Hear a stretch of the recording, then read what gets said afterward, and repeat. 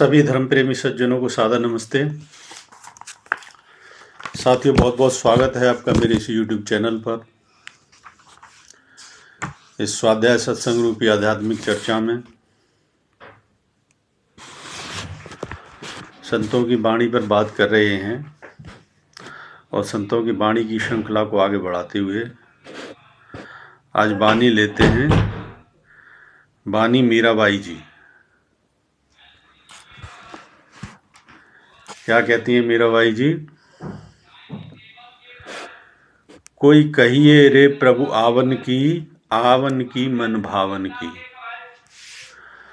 कोई इस प्रभु से कहो कि भक्त पुकार रहे हैं, आएं और दर्शन दें। कोई कहिए रे प्रभु आवन की मन भावन की। आएं और मन को भाएं। देखिए, भक्ति का ये ऐसा रस होता है, ऐसा लगता है जैसे आप जो है ना व्यक्ति विशेष से संवाद कर रहे हैं। इसको सबसे ज़्यादा समझने की जरूरत है। कोई कहिए रे प्रभु आवन की मन भावन की। उनसे कहो प्रभु से आएं और हमारे मन को भाएं। आपन आवे लिख नहीं भेजे, बाण पड़ी ललचावन की। आप नहीं आते, लिख नहीं भेजे, कोई चिट्ठी पत्री भी नहीं भेजते। बताओ, चिट्ठी पत्री की उम्मीद करते हैं भगवान से। इस पर एक स्टोरी सुनाता हूँ बहुत अच्छी, और ये वास्तविक स्टोरी है। एक गांव में एक साहूकार धन देते थे ब्याज पे, जिसे कहते हैं कर्जा देना। तो एक गरीब किसान था, वो कर्जा लेने के लिए गया। उसके बच्चे उच्चतर शिक्षा में पहुंच गए थे, पढ़ने के लिए आवश्यकता पड़ी धन की। उन्होंने कहा, सेठ जी मेरे बच्चे की पढ़ाई एक दो साल की बाकी है, जो हो जाएगी, पूरी नौकरी लग जाएगी तो पैसा आपका वापस कर दूंगा। ठीक है। तो सेठ जी ने पैसे दे दिए और उसके बच्चों की पढ़ाई पूरी हो गई। पढ़ाई पूरी हो गई तो बच्चे अच्छे ऑफिसर रैंक में निकल गए अपने अपने क्षेत्र में। 2-3 बच्चे थे उसके, और बच्चे जब अच्छी रैंक पर निकल गए तो उन्होंने पैसा अर्न किया और पैसा लाके पिताजी को दे दिया। पिताजी लीजिए, आपने जो कर्जा लिया था, सेठ जी का कर्जा वापस कर दीजिए। वो गए साहूकार के पास कि सेठ जी आपका अब तक का कितना पैसा हुआ? कितना हुआ? वो टोटल पैसा उन्होंने दे दिया। सेठ जी ने जो है ना पर्ची बना के दे दी कि आपका हिसाब किताब पूरा हो गया। वो पर्ची उन्होंने लेके उन्होंने कहा, इसकी क्या आवश्यकता है? क्या लिखा है इसमें? मैं तो पढ़ा लिखा नहीं हूँ। मेरे तो बच्चों, आपने बताया था, मेरे बच्चों ने हिसाब लगा के पैसे दे दिए, मैं देने आ गया। तो क्या, अच्छा ऐसा क्या? कि लाओ पर्ची दो।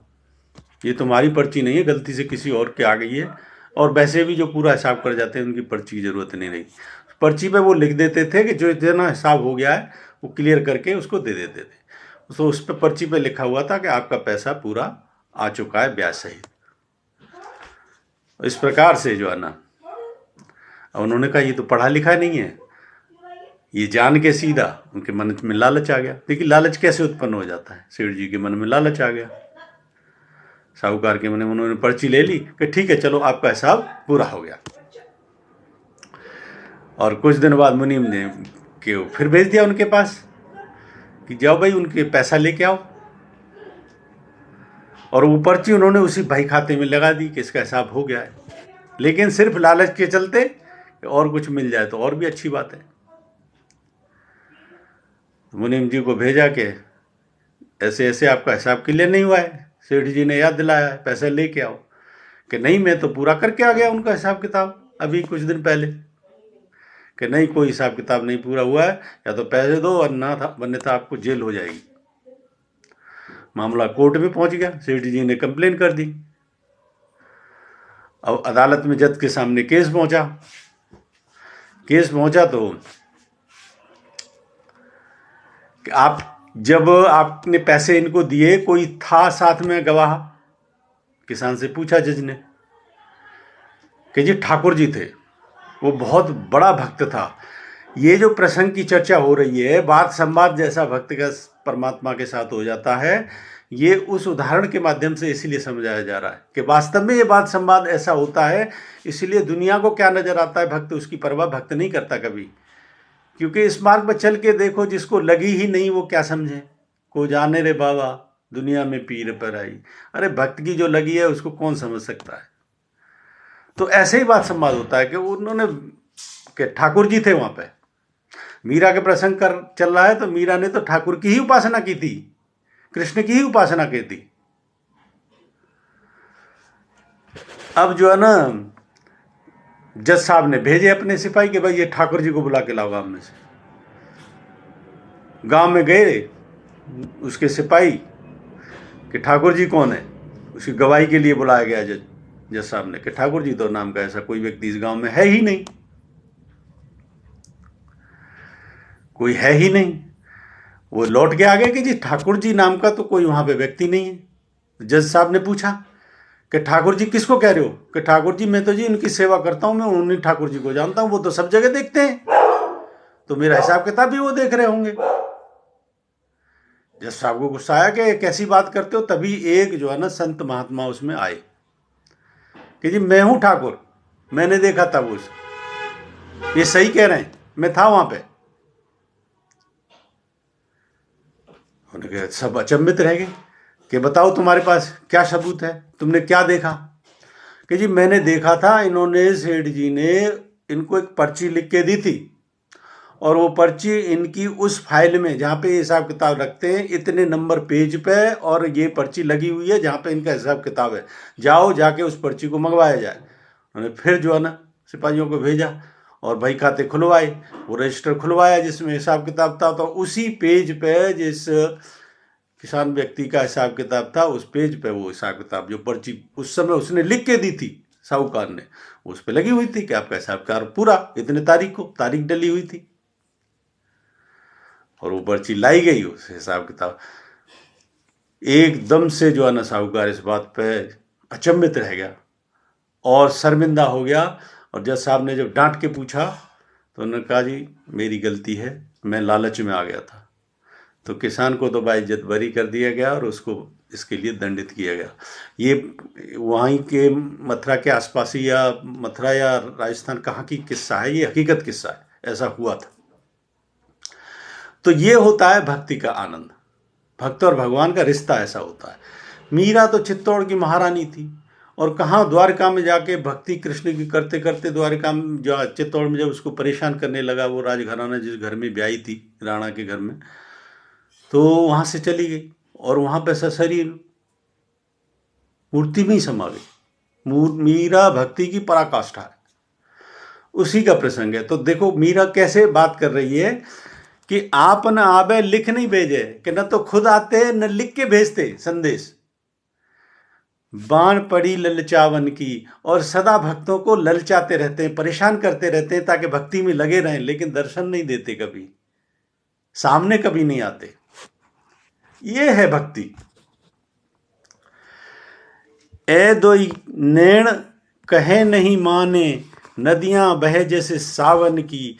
ए दोई नैण कह नहीं माने, ये मेरे नैन कहना नहीं मानते मेरा।